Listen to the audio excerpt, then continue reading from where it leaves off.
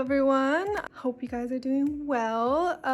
This look, I know it's pretty intense. It's a pretty strong look. Even I'm kind of getting used to what it looks like on me. This is a yellow and brown look inspired by bees. Yeah, I guess bees because I love bees. And I guess this is kind of what I've envisioned for that. Like a queen bee look, you know, if she were a person. I actually saw Hindash's video. He's a very talented makeup artist and he did something basically the same as this. This is just my take on it. McGrath's highlight just kind of seals the deal for me on this look, and I hope you guys like it, and yeah, like if you like this video. Okay, onto the makeup. Bye. So first and foremost, I'm using some sunscreen. This is a Blue Lizard sunscreen. It is a hybrid, although I believe it's mostly mineral, so that's why there's a white cast, and I am kind of heavy-handed, but I just keep massaging it in, and that does help with the white cast. So starting off with my eyebrows, I always do my eyebrows first.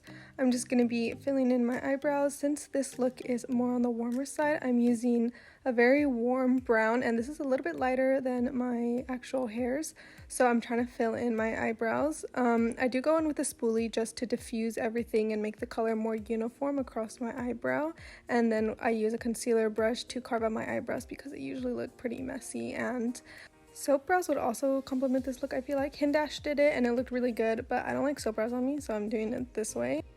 For this next step, I'm going to try to define my hairline. As you can see, I have like some areas on my hairline that are not as dense. It kind of looks like I have a bald spot. So what I do is I grab a black eyeshadow because my hair is very dark brown, almost jet black. So I just use that to kind of define my hairline. I fill in the bald spots and then I kind of go over, you know, the line itself just to make things look a little bit more even. Go little by little on this step. You don't want it too harsh. So I'm going to color correct a little bit. I'm going to use this yellow for my under eyes. I'm going to try to hide them because they're looking really rough today. You know, my under eyes are looking purple, so that's why I'm using a yellow. And yeah, I don't really go ham on that part. For the green, I'm going to try to color correct some like pimple looking things.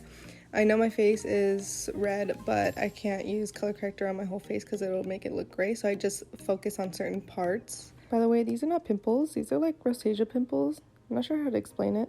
Now going in with foundation, I am using a full coverage foundation because this look is not very blush heavy and I do have rosacea, and if I don't use something that's full coverage, sometimes my rosacea like tends to peek through, so that's why I'm doing a full beat. Oh yeah, by the way, if the background is bothering you guys, my bad. I'm at my parents' place and they don't have like a lot of places to film, so this is like the only decent place to film. Yeah, so now I'm going in with my eyes. Oh, this is gonna be the most interesting part. So when outlining, it totally depends on your eye shape, and I think it'll be different for everyone. My eyes are hooded, and if you can see, I'm looking relatively forward, and I'm placing the brown shadow where the crease is. Therefore, when I look forward, it doesn't kind of just sink into the crease and kind of disappear like some things can happen when you have hooded eyes. If you don't have hooded eyes, I mean, good for you, that won't happen at all, and you can kind of just shape your eyeshadow however you want. But if you do have hooded eyes, I would recommend to go slightly above the crease so that it doesn't kind of fold into the crease and disappear. Right now I'm just building pigments because I am going to blend this out and make it look a little bit softer. That's why I'm not being super precise with the line and I'm not trying to make it super clean. So now I'm blending everything out, as you can see, and I am going very, very light-handed. I am not doing this heavy-handed because I just want to soften the edges. I don't want to disturb the outline. So you can see where I'm blending, it's kind of already softening out.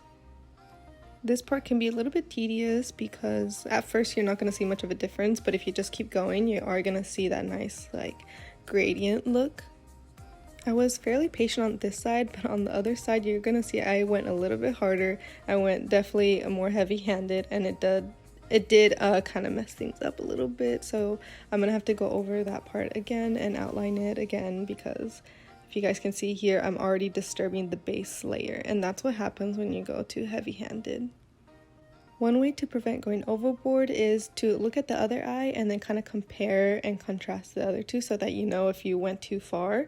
And you know, you can see I know I definitely went too far, so I have to go over it again. So now that I'm satisfied with the shape, I'm going to use a concealer to sharpen out the outer corners on the outside. And this is because I want the inside to be soft, but I want the outside to be a little bit more sharp. I also want to add a little bit more structure to the inside, so I'm doing this little cut crease thing, and I'm also shaping the outside as well, just to make the inner corner a little bit more sharp. I also want to wing out my lash line so that when you look forward, it kind of just blends in the lash line and the brown outline itself. It kind of adds a little bit more dimension, so I am just adding the same brown pigment shade that I use for the lash line, and I'm just kind of connecting up until like the middle of my eye. I'm not going all the way through because that will kind of just look a little bit too intense, and now I'm just buffing that out. And you can see when I'm done that adding brown to the outer lash line just kind of connects the whole look together. Now I'm dipping into the Colourpop Whatever palette, and I'm going with Pink Slip and Copycat to kind of diffuse out the brown, and this will create a nice transition for when I add in the yellow.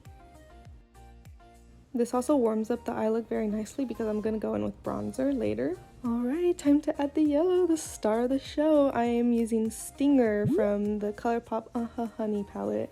I think everyone knows by now I love Colourpop, and I'm always using their palettes, especially their monochrome palettes. Those are very nice. Highly recommend. But anyway, I'm going to a Stinger, and I'm just going to pop it into my inner corner and kind of diffuse it outwards. This next step I adopted from Hindash's video. It's a very cute white eyeshadow, just plain white, and it is from the Colourpop Blowing Smoke palette. It's called Young Love, and I think it just brightens up the whole look.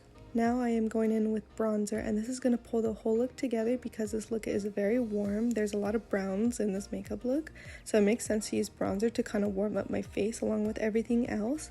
And I'm going to be applying bronzer all over the perimeter of my face, but I am going to apply it more heavily and more focus on the areas that I normally contour, since I'm not going to be using any contour today. And that's going to be, you know, my forehead, my cheekbones, and my jawline. That will be the place where I, you know, more heavily place the bronzer. So yeah, I'm just buffing everything out, making sure everything looks seamless together. I tend to like a more subtle contour, but if you like a more chiseled look, you can of course apply contour underneath the bronzer. So first contour and then bronze over it so that you get a more chiseled look. But yeah, for my nose, I'm also applying just only bronzer just to contour my nose, because if you use contour on your nose and bronzer on the perimeter of your face, it will look off. So yeah, I'm just chiseling out my nose with bronzer as much as I can. It's not going to be as intense as if I were to use contour, but that's okay because I'm going to apply some highlight, and this will help me bring in my nose even more. So next I'm going to go in with a brown lipstick, and unless you're using a pink, red, or coral, I think you should blot out your lips so that the color doesn't mix in with your natural lip color. And I'm using the NYX lipstick in Downtown Beauty. It's this really pretty like taupey brown. Normally I like to stipple on the lipstick first and then blend it out with my finger. Oops, I kind of went out of bounds here. But yeah, so I'm going to blend it out with my finger. Kind of wondering if I should have overlined my lips. Not really sure. Actually, I think I like the fact that I didn't overline. But I'm going to use the Maybelline lipstick in Nude Lust, and I'm just going to put it in the center. Now I'm going to warm up my face a little bit more by adding a little wash of blush. This is the Kylie blush in Kitten Baby, and I'm just bringing it out on the outer V of my face. So I'm connecting the bronzer to the inner part of my face. And I'm also just going to apply a little bit on my forehead as well. So that kind of warms up the look a little bit more, just bring a little bit more color. And I didn't realize while going through this that my face was looking very, very dewy. So I'm going to be using just a setting powder, set everything in place, go over everything. And after this, I'm going to go in with some highlight. You don't want to put highlight on and then go over with powder because that will kind of dull the look. So yeah, I'm just going to mattify everything down because this is definitely a look that calls for a matte finish. It also helps to hide some of my texture. So now I'm going to finish this look off with some highlighter, and this is the Pat McGrath Sublime Finish highlighter. I forget the whole name, but this is fine gold. It is a really pretty like gold with like, I don't know how to explain it. It has like an olive undertone to it. It looks really pretty. It's kind of very similar, I feel like, to the Fenty Beauty Trophy Wife. And I'm just putting this on my high points, so my cheekbones, my nose, and I'm putting a little bit on my chin and on my forehead just to kind of create a little bit of a dew. Not like a wet look, but just kind of like a highlighted look. And yeah, that is the finished look. Thank you for watching. Bye.